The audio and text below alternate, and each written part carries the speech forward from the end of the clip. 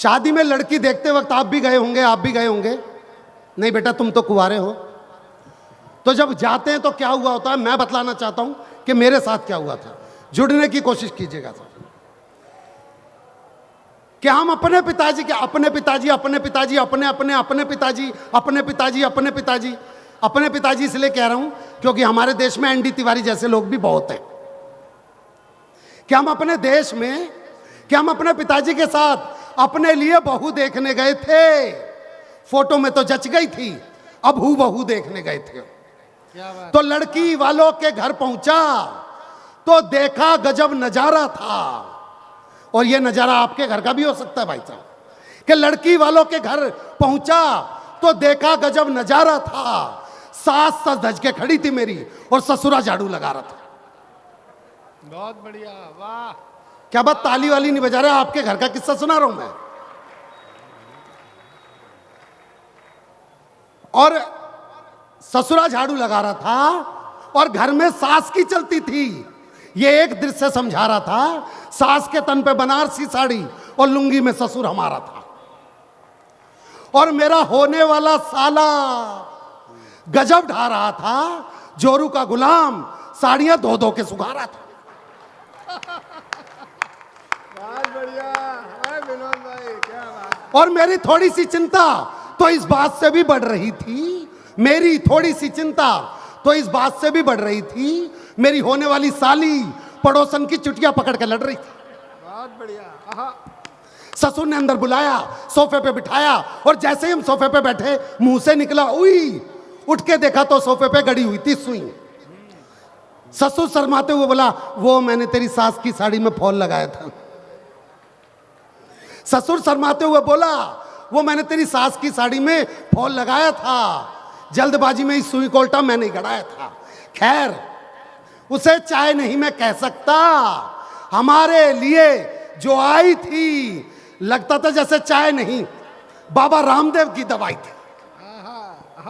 और तालियां तो अब बजाना।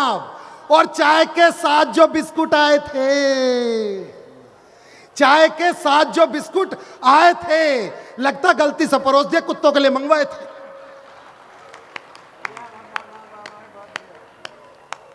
और एक तरफ मेरा ससुर अपनी बकवास बातों से मेरा सिर धुन रहा था। अगली पंक्ति पर सारी महिलाएं ताली बजाएंगी, देख लेना। एक तरफ तो मेरा ससुर अपनी बकवास बातों से मेरा सिर धुन रहा था, बगल में खड़ा लड़की का जीजा स्वेटर बुन रहा था।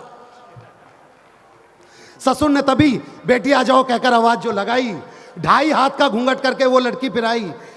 मैं बोला, जी मैं लड़की से अकेले में बात करना। मैं बोला, जी मैं लड़की से अकेले में बात करना चाहता हूं। अच्छा, लड़की के बाप का काम क्या होता है? ये मेरी दुकान है, ये मेरा मकान है, यहां से इतने पैसे आते हैं। पर मेरे ससुर ने बतला दिया कि शादी के बाद मेरी जगह कहां होनी थी, और हो सकता है आप में से भी कईयों की जगह वही हो। मैं बोला, जी मैं लड़की से अकेले में बात करना चाहता हूं। ससुर बोला मेरे पिताजी से, आइए समधी जी मैं आपको अपनी रसोई दिखाता हूं। उनके जाते ही मैंने लड़की से पूछा, अब लड़की और मेरे बीच में बातचीत हो रही है। भाई साहब आपकी तालियां कमजोर पड़ रही है साहब।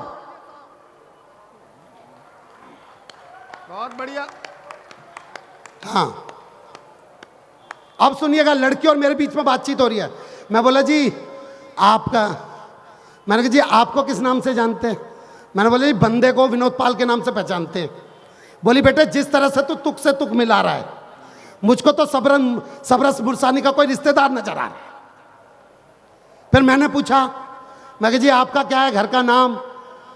तो भाई साहब उसने बोलने लगी, मेरा घर का नाम है लूसी। मैं बोला, जी आपको नहीं लगता कि आपका नाम जानवरों से मिलता जुलता है? बोली, बेटे मेरा तो नाम है, तेरा तो हुलिया भी मिलता है। मैंने अपने आप को संभाला, अगला प्रश्न उठ क्यों डाला? मैंने पूछा कहां तक पढ़ी हो ये तो बता दीजिए। बोले, जितने आप पढ़ चुके उसमें से 12 क्लास घटा दीजिए। क्या बात, वाह। मैं बोला, इंग्लिश में कर लेती हो संवाद? संवाद मतलब बातें। मैं बोला, इंग्लिश में कर लेती हो संवाद? बोली, इंग्लिश वो तो देसी पीने के बाद।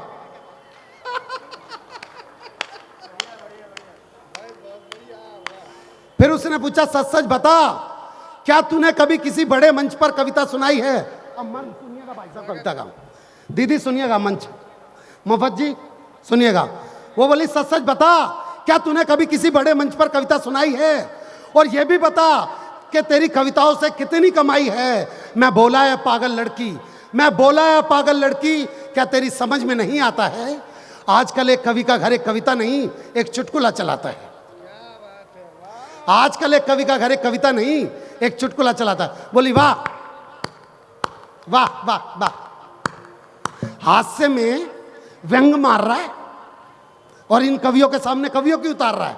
फिर तो उसकी इच्छाओं की शुरू हुई बरसात और कुछ ही देर में पता चल गई हमको अपनी औकात। बोली नेता का रिश्तेदार नहीं, तू करता भ्रष्टाचार नहीं, तू पास तेरे कार नहीं है, ढंग का कारोबार नहीं है, कंप्यूटर पे अकाउंट नहीं है, जेबों में अमाउंट नहीं है, कपड़ों में स्टाइल नहीं है, कंपनी का मोबाइल नहीं है, HP का लैपटॉप नहीं है, तेरे संग स्कोप नहीं है। बहुत बढ़िया विनोद भाई, वाह। सर से लेके पांव तक मुझको लकवा मार गया, एक लड़का होकर के मैं मॉडर्न लड़की से हार गया।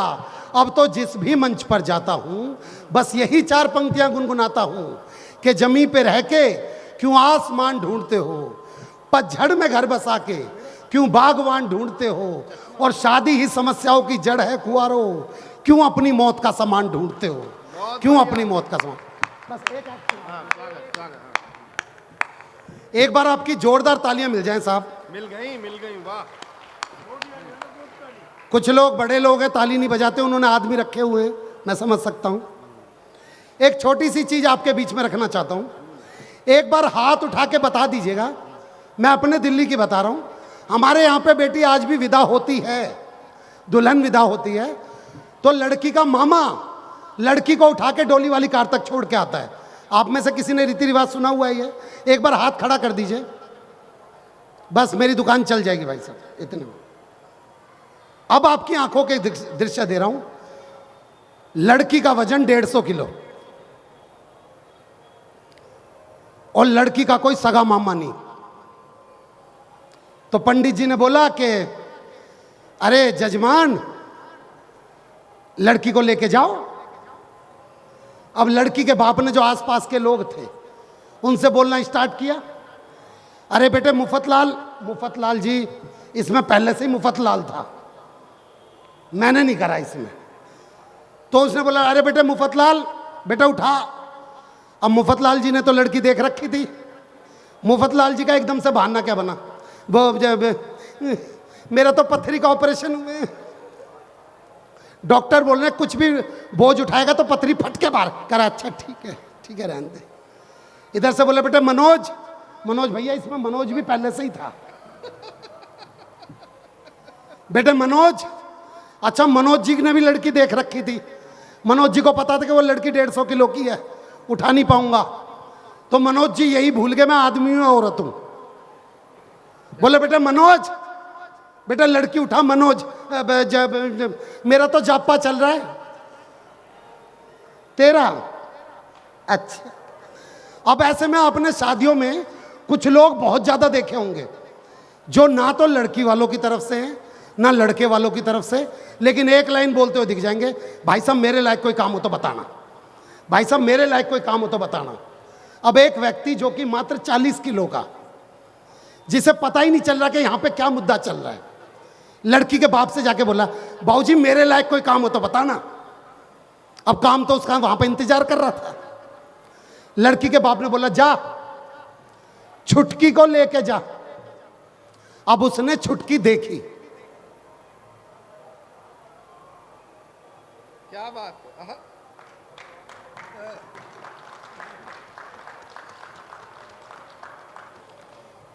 क्या करना है जी? बेटा उठाना है। इसको उठाने के चक्कर में तो मैं उठ जाऊंगा। कह रहे नहीं बेटे अब तूने बोल दिया, अब तुझे उठाना पड़ेगा। अब उसने उठाने की छोटी सी कोशिश की तो रीढ़ की हड्डी में से चटक की आवाज आ गई।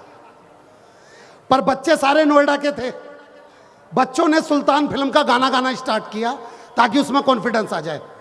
खून में तेरे मिट्टी, मिट्टी में तेरा खून, ऊपर अल्लाह नीचे धरती, बीच में तेरा जुनून। भाई साहब उसने लड़की उठा ली। पर यहां पे दृश्य नंबर 2, उस घर का आंगन इतना ही बड़ा था जितना यहां से लेके बाहर का गेट। वो लड़की को लेके जैसे तैसे करके चला, आधे रास्ते तक ही पहुंचा था कि लड़की के मन में फिर मां के प्रति प्यार जग गया। वो उसकी बाहें तोड़ के फिर मां के पास भाग के आ गई।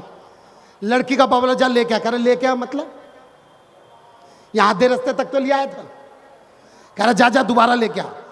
अब उसने दोबारा उठाने की कोशिश करी तो यहां पे दृश्य नंबर 3, उस लड़की की बड़ी बहन जो कि 180 किलो की थी, उसने अपना 30 किलो का हाथ उसी कंधे पर रख दिया जिस पर पहले से 150 किलो पड़ा था, और चलते हुए बोलिए देख, ससुर का सम्मान करना है, सास का सम्मान करना है, नंद को बहन की तरह देखियो, और देवर बोला तो लिख के दे दे, मैं गाड़ी में दे दूंगा।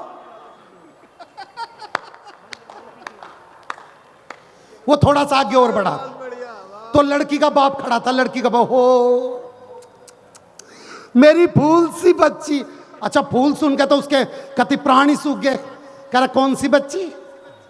कह रहा फूल सी। कह रहा साले तेरे इस फूल ने ना शमशान घाट में मेरे फूल चुनने वाले काम कर रखे।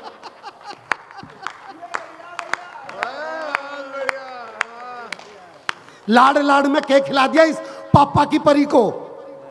वो थोड़ा सा आगे और बढ़ा तो जिसने उठा रखी थी उसकी पत्नी और उसका बेटा वहीं पे खड़े थे, और पत्नी रो रही, कह रही ना बचे ये, आज ना बचे, आज ना बचे। ऐसे में भी उसकी हिम्मत देखो। बोला शांति, रोवे क्यों है? तो शांति का जवाब सुनो। करा या तो आज ये विधवा हो जाए, या तो आज ये विदा हो जाएगी, या फिर मैं विधवा हो जाऊंगी, और होना क्या बस। ऐसे में भी उसका जवाब सुनना। क्या कहा उसने? करा कोई दिक्कत की बात ना है, अगर मुझे कुछ हो जाए तो अपने छोरे को मुफतलाल अग्रवाल जी से मिलवा दियो, कहीं ना कहीं तो छोटी मोटी दुकान खुलवा के दे देंगे। बहुत बढ़िया। वो थोड़ा सा आगे और बढ़ा तो एक पंडित जी आगे, कह रहे जजमान मुझे ऐसा लग रहा है इस लड़की को उठाने में आप बहुत ज़्यादा कष्ट भोग रहे हो, मैं आपके लिए हनुमान चालीसा पढ़ देता हूँ, आप जल्दी जल्दी सरपट लेके पहुंच जाओगे। बोला महामृत्युंजय जा पाता हो तो पढ़ दे एक बार, आज नहीं बचने का मैं। इतने में लड़की की बुआ आ गई, और लड़की की बुआ जमीन पे लेट के और उसके दोनों पैर पकड़ के बोला है, अरे मैं मर जाऊंगी, मैं अपनी बेटी ना ले जाऊं तो मैं मर जाऊंगी। बोला देख, जिसने तुम्हारे घर की इज्जत उठा रखी हो उसकी इज्जत नीचे नहीं करनी चाहिए, पैंट ढीली है। बहुत बढ़िया विनोद। पर बुआ बोली, अरे मैं मर जाऊंगी, मैं ना ले जाऊं तो मैं यहीं मर जाऊंगी। बोला देखियो, हाथ से छूट के गिर गई ना तो सचमुच की मर जाएगी। बुआ साइड में खड़ी होगी। वो थोड़ा सा और आगे बढ़ा, अब वो बिल्कुल गेट तक पहुंच गया, और उसे लगा बस अब ये तो डोली वाली कार दिख गई उसे। वो गेट तक पहुंचा, इतने में से फिर पीछे से किसी ने आवाज मार दी, अरे भाई लड़की की दादी कुछ कहना चाह रही है। कर सालो मेरी सुपारी उपारी ले रखी है कि? अब दादी आई, दादी भाई 1945 वाली दादी आके बोली, बोला भैया क्या कह रही है यू? कह रहे भैया सांस फूल रही है, सांस। कह रहा सालो किसी की उखड़ भी तो रही है। अब दादी ने 1945 वाली ने रोना स्टार्ट किया। 1945 की बस एक ही लाइन बोलती थी, हो मेरी चिड़िया उड़ गई रे, ओ मेरी चिड़िया उड़ गई रे। बोला किसी के तोते भी तो उड़ा रही है। बहुत अच्छे विनोद। अब वो डोली वाली कार तक बिल्कुल ठीक ठाक पहुंच गया। वो डोली वाली कार तक पहुंचा, बोला जल्दी से दरवाजा खोल। उसका ड्राइवर का अंकल जी ये गाड़ी नहीं है, 10 गाड़ी छोड़ के। वो 10वीं गाड़ी तक किसी तरीके से पहुंचा। वो 10वीं गाड़ी तक पहुंचा, कर बेटा जल्दी से दरवाजा खोल। उसका ड्राइवर अंकल जी, अरे भैया कहां तक स्टार्ट हो गई हो? वो मजाक कर रहा, वही गाड़ी थी। वो फिर दोबारा उसी गाड़ी तक आया, कर जल्दी से दरवाजा खोल। कर अंकल जी ये वाला दरवाजा जाम हो रहा है, घुमा के ले आओ। कह रहा अच्छा। वो घुमा के ले जाने लग गया तो एक बच्चा बोला, अंकल जी पीछे हो जा। कर क्यों, क्या हो गया? कर अंकल जी यहां से गाय आ रही है। बेटा बेटा गाय को बोल यहां से भैंस आ रही है। उसने लड़की को जैसे ही गाड़ी में बिठाया, गाड़ी का टायर पंचर। लड़की का बाबूलर निकाल कर, निकाल मतलब भैया ये तो ठुस्सी बहुत मुश्किल से है, पर किसी तरीके से जेसीबी आई, गाड़ी कटवाई गई, लड़की जेसीबी पे विदा हुई, अगले ने चैन की सांस ली। लड़की का बाप बोले चैन की सांस क्यों ले हुए, अभी तो गांव का एक चक्कर करके फिर घर में आएगी, तो ना फिर लेके जाना पड़ेगा। थैंक यू वेरी मच, धन्यवाद।